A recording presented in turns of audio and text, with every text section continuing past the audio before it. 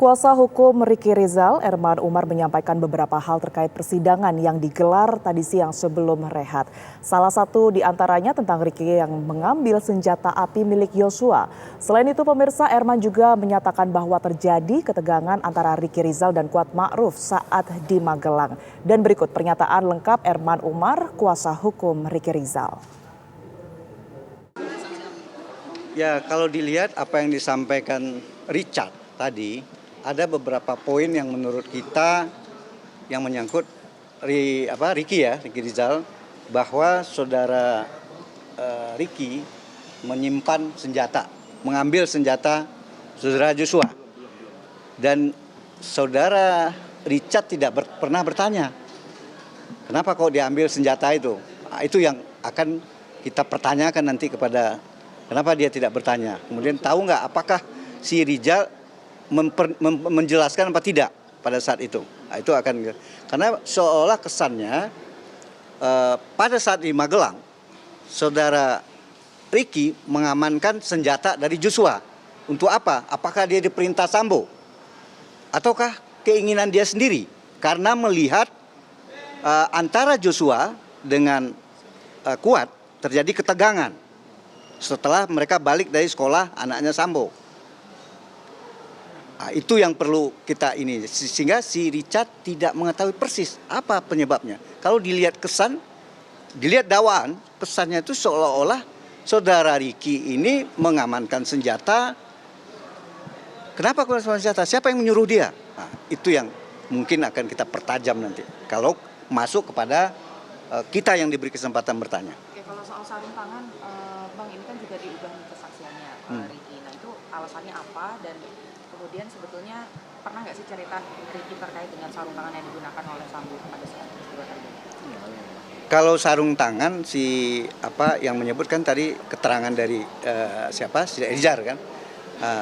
Kalau si Ricky pernah juga di dalam BAP dia ada yang melihat sarung tangan, tapi ada juga pada satu berubah lagi. Kalau tidak salah seperti masker.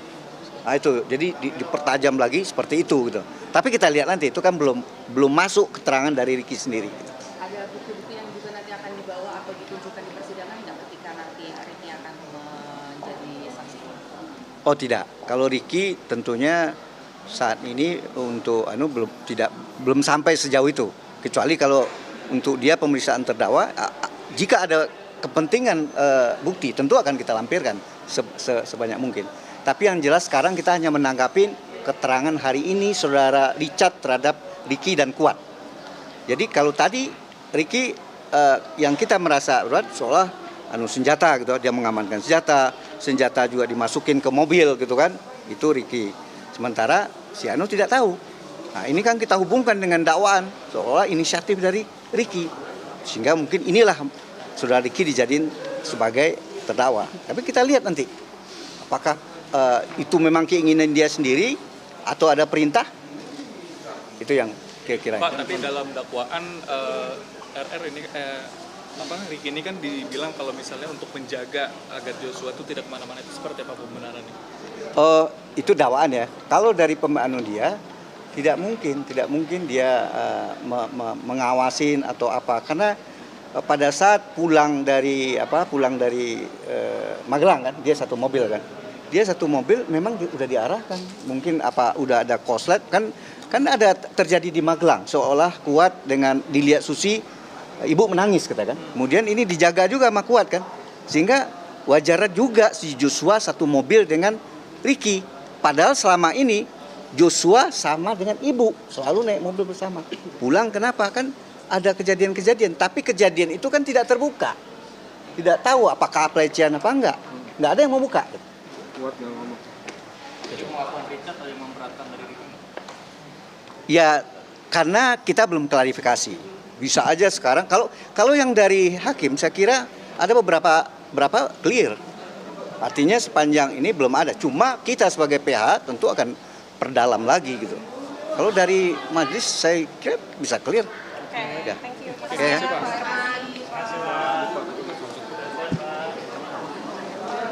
Jadi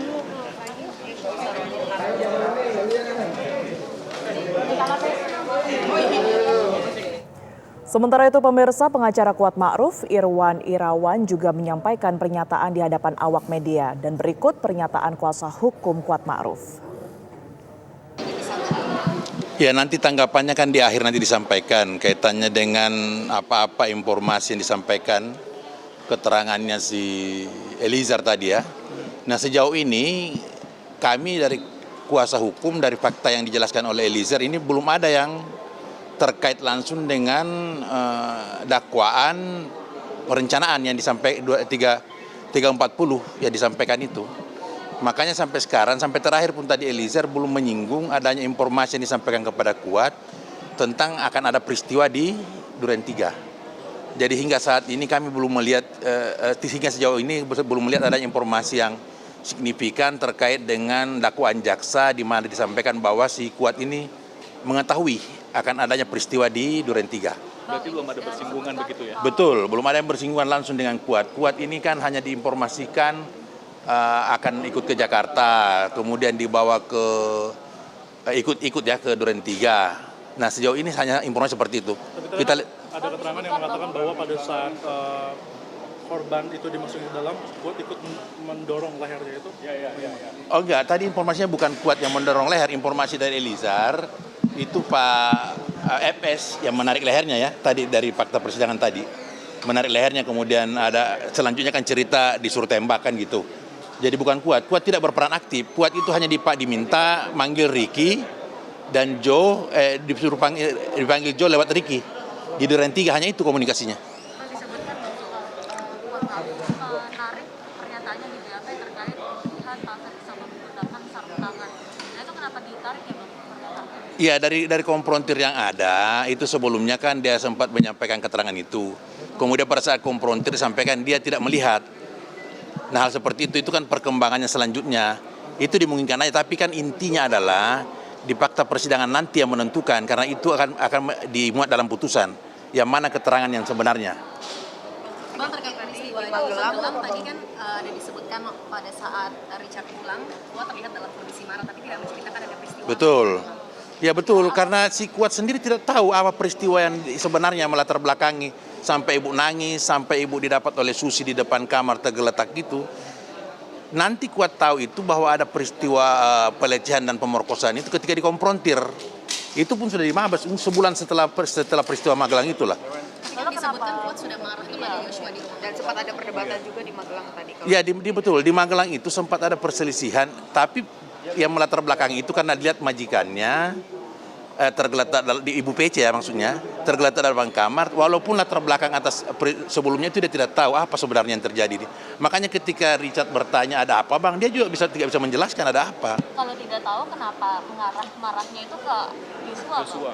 Ya karena dia Joshua turun dari lantai 2, sehingga dia merasa pelaku kalaupun ada peristiwa di atas itu pasti Joshua, karena tidak ada orang lain yang dilihat dia turun. Dan dia marahnya itu karena dia merasa kok bisa begini majikan dia kan ART yang menggaji dia itu kan Ibu PC, sehingga dia berkewajiban untuk melindungi majikannya seperti itu. Tapi ada kedekatan personal nggak sih Bang? Nggak ada kedekatan personal. Ya hubungan majikan dengan ART aja. Dengan supir tidak ada sama sekali kedekatan personal. Pelecehan dan pemerkosaan tadi itu didapatkan dari siapa sih, maksudnya Konfrontir sudah dimabas seperti dia tahu cerita sebenarnya seperti apa. Versi Ibu PC menjelaskan bahwa di Magelang itu sebenarnya kejadiannya seperti ini. Saya dilecehkan dan diperkosa kan gitu. Nah baru pada saat itu baru si Kuat Ma'ruf tahu bahwa ada peristiwa itu.